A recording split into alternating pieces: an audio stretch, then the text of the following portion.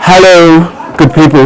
You're welcome to Moments of Inspiration, brought to you by the Anglican Diocese of Lagos Mainland, Church of Nigeria. Your favorite program about hymnody and psalmody, especially in general, our prescribed diet of psalms, hymns, and spiritual songs. Your favorite program about church music on this 20th Sunday after Trinity, as the long Trinity season gradually winds to a close and we approach the Advent season, in which we celebrate and commemorate the comings of our Lord, both the past and the imminent coming. And our playlist for today, without further ado, features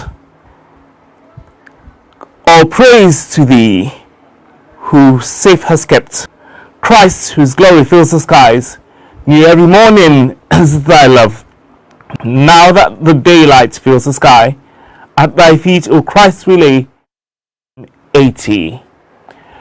Before we commence play, I shall give a brief history of Christ whose glory fills the skies and at thy feet, O Christ, we lay. Later I will be given a brief history and analysis of Psalm 80.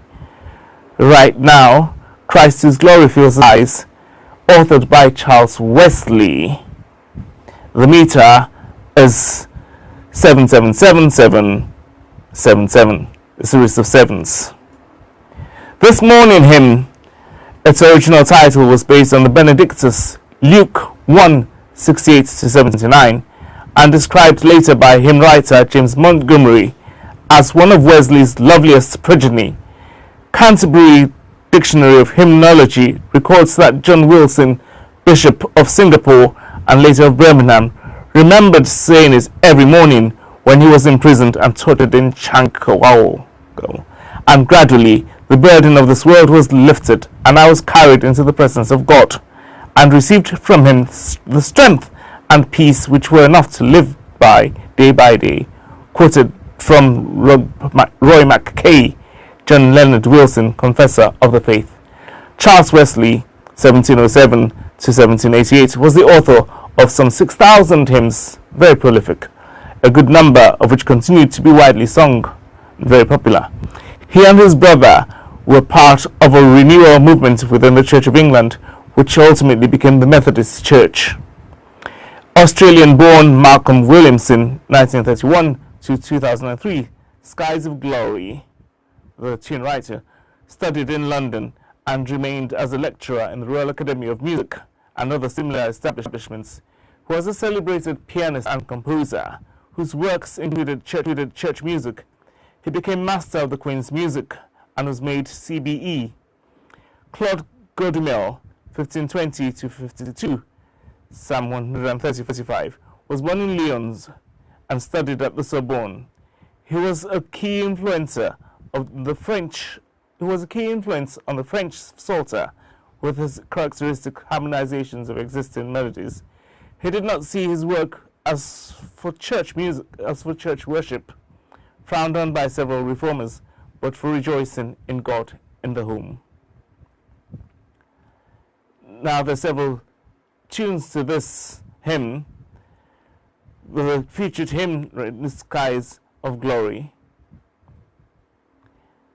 Now we shall also have a history of At Thy Feet, O Christ, we lay. At Thy Feet, O Christ, we lay, William Bright, 1824 to 1901. First published in the monthly packet of evening readings for members of his church, October 1867, and then the second edition of Bright's Hymn 24. It became widely known after its printing in the second edition of Ancient and Modern, 1875. It is a morning hymn meditating upon human weakness, but its simplicity of line and the rhyming couplets also make it suitable for children.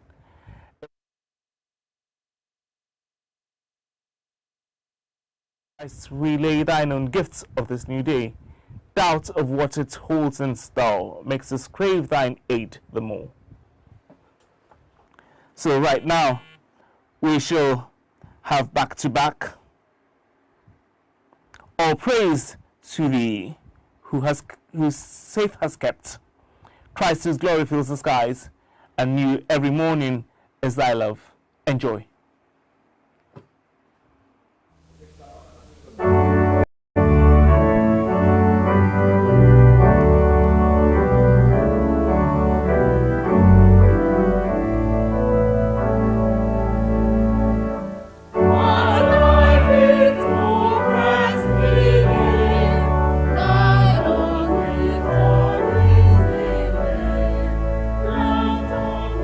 Victory is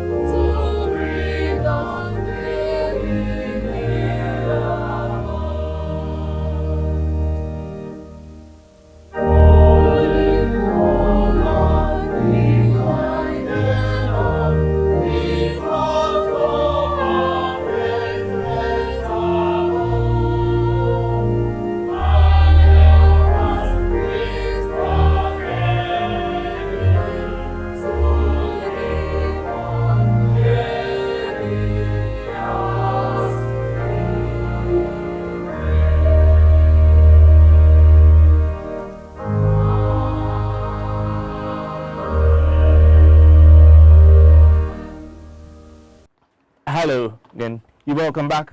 I trust you enjoyed listening to those three. All praise to thee who safe has kept, Christ whose glory fills the skies, and new every morning is thy love. Next we shall have Now That the Daylight Fills the Sky, and at thy feet, O Christ, we lay. But first we shall have a brief history and analysis of Psalm 80, which is our psalm for the day, our closing number.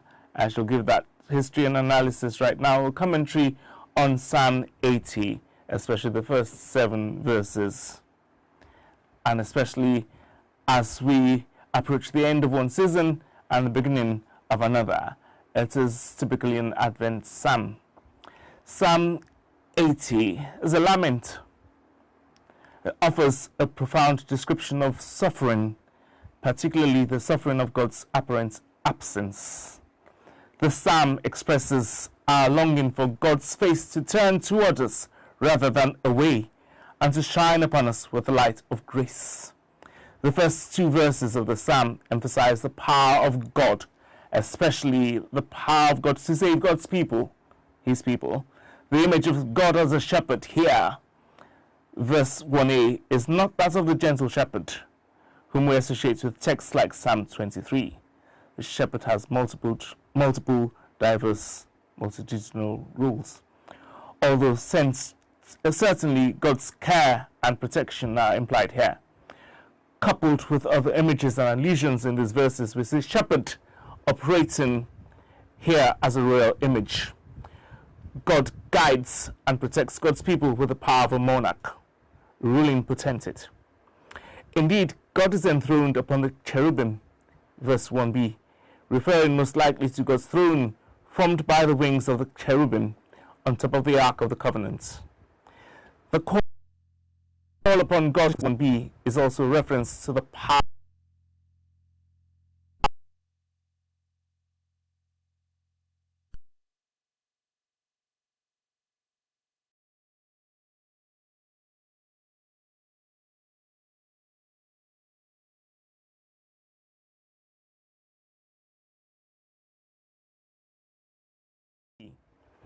The psalmist cries, "Stir up your might and come to save us." Verse 2b, with a desire for God to rain down vengeance upon those who have consumed God's people. The plea, however, which is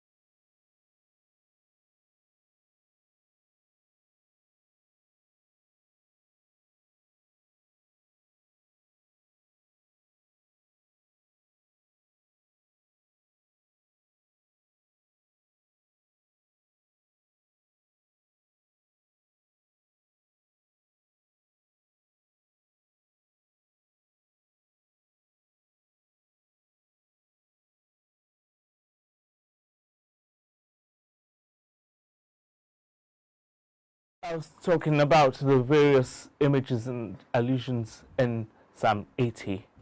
Shepherd, monarch, ruling potentate, and the presence of this all-powerful being to protect, to defend, to guide, to guard, to smite enemies, but most of all to reassure with his loving, emphatic, dignified, peaceful presence. So the first two verses of the Psalm 80 emphasize the power of God, especially the power to save God's people. The image of God as a shepherd here, verse 1a, is not that of the gentle shepherd whom we associate with texts like Psalm 23, although certainly God's care and protection are implied here. Coupled with other images and allusions in these verses, we see shepherd operating in this here as a real image. God guides and protects God's people with the power of a monarch. Indeed, God is enthroned on the cherubim, verse 1b, referring most likely to God's throne, formed by the wings of the cherubim on top of the Ark of the Covenant. The call upon God to shine forth, verse 1b, is also a reference to the power, indeed the military might of God. See Psalm 51 and 2 and Psalm 94, verse 1. God is being called upon to show the full power of divine radiance and thus to defeat Israel's enemies. The likely context for the psalm is that of the northern kingdom after its fall to Assyria in 722 BC. The psalmist cries, "Stir up your might and come to save us," verse 2b, with a desire for God to rain down vengeance upon those who have consumed God's people. The plea to let your face shine, however, which is heard 3 times in the psalm, has a different connotation. The desire expressed here is not for revenge, but for the very presence of God with God's people. The familiar prayer from Numbers 6 makes this clear. The Lord bless you and keep you. The Lord make his face to shine upon you and be gracious unto you. The Lord lift up his countenance upon you and give you peace. Numbers 6:22 to 26. The psalmist is crying out for God's grace, God's peace, and God's love. See also Psalm 31 verse 16. To be present there with the people in their distress. It is a plea for the restoration of relationship with God, who seems so distant from their suffering as to appear angry, verse 4. The intensification of this plea each time it is repeated, verses 7 and 19, demonstrates the psalmist's increasing anxiety at God's distance from the people. Rather than the bread of the presence, literally bread of the face, which held a sacred place in the tabernacle and the temple, the people have been forced to consume only the bread of tears. Verse 5, the bread of suffering, affliction. In their profound suffering, the people feel that God is absent, simply not there with them in their pain, and they long for God's presence to be restored. Beyond the scope of today's appointed text, but crucial for understanding the people's desperation, is the psalmist's portrayal of Israel as a vine. This is not an uncommon metaphor in the Hebrew scriptures, particularly in the prophets Isaiah 5:7 and 27:2-6, Jeremiah chapter 2 verse 21 and chapter 12 verse 10, Ezekiel 15:1-8, Hosea 10 verse 1. In most uses of the metaphor, the vine that is Israel has become useless, ineffective, yielding not what it was supposed to be, while producing only bad fruit. Here, however, the psalmist uses a metaphor to demonstrate God's loving care for God's people, as well as to dramatize the destruction that their enemies have wrought upon them. God brought this vine from its captivity in Egypt and planted it in the place that God chose, verse 8. The vine, the people of Israel, took deep root in the land, and those roots spread from mountains, river to sea. Verses 10 and 11. God cared for the people of Israel and planted them in a place where they thrived. But now again, God's care seems to have been removed. The walls protecting the vine have broken down, and the vine stands unprotected and vulnerable. Its fruit has been plucked. The vine has been ravaged, fed upon, burned, and cut down. Verses 12-16. This is a devastating portrayal of the people at their most desperate. They are bereft of all that was once theirs, of their stability and their strength, even of life. Verse 18b. Most horribly, they are bereft of God. God seems to have abandoned them to destruction, and that absence is the final affront. Their suffering is acute and seemingly endless. How long? The psalmist cries in verse 4. This is a profound description of affliction, either individual or communal, and of how in human beings' deepest affliction, the absence of God is heartrendingly real. The wilderness experience. So many people suffer such affliction. So many have been laid waste by destruction, whether physical, psychological, or spiritual, or some combination. And so many experiences in that destruction, the utter absence of God. Psalm 80 is the lament scores of those outside our church's walls, and of scores of us sitting right in our church's pews. Thus it is a lament that the church must take up. All that is ravaged, fed upon, burned, and cut down in the world is crying out for the return of God's presence, for God's countenance to shine once more. The church sings this lament in solidarity with all who are afflicted, and tenderly points to the incarnation. How long? Not long now. God's face will be here soon. And so, enjoy the next featured in our playlist, Now That Daylight Fills the Sky, and at thy feet, O Christ, we lay.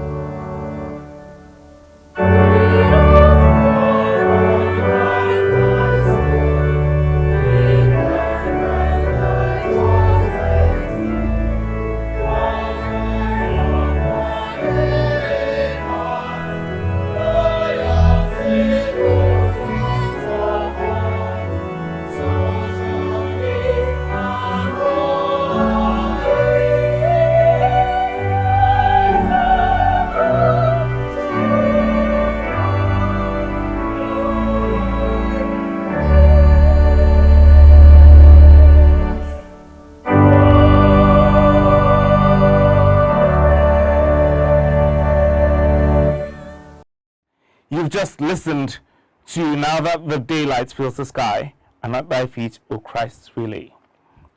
Before our final number for the day, Psalm 80, which we gave an analysis of a short while ago, in our chat segment for today, we are continuing our discussion of the 39 articles of religion, the articles of faith. And our central focus for today is the sacraments, the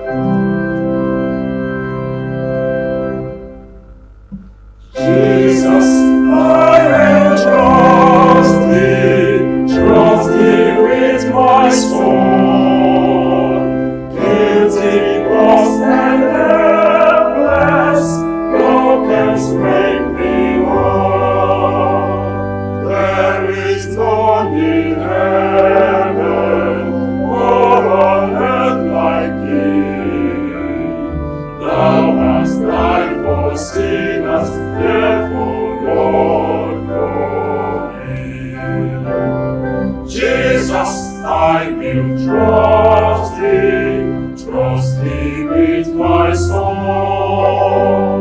Guilty, lost, and helpless, thou canst make me whole.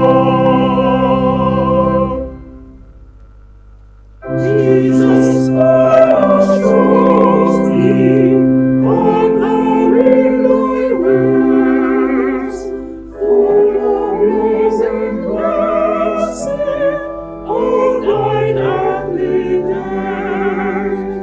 Sinners gather round thee, never sought thy face, none too vile or loathsome for a Saviour's grace. Jesus, I will trust thee with my soul. Guilty, lost, and helpless, thou canst make me whole.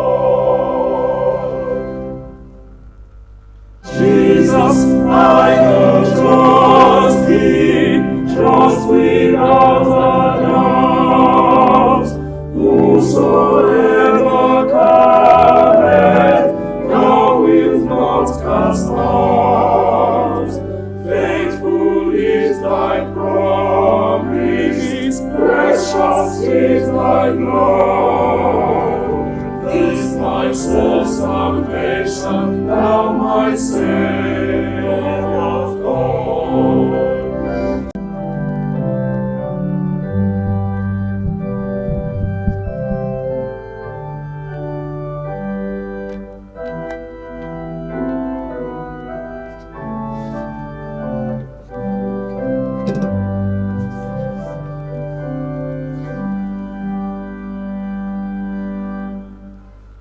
Take me, oh my Father, take me, save me through thy Son, that which thou wouldst have me make me, let thy will be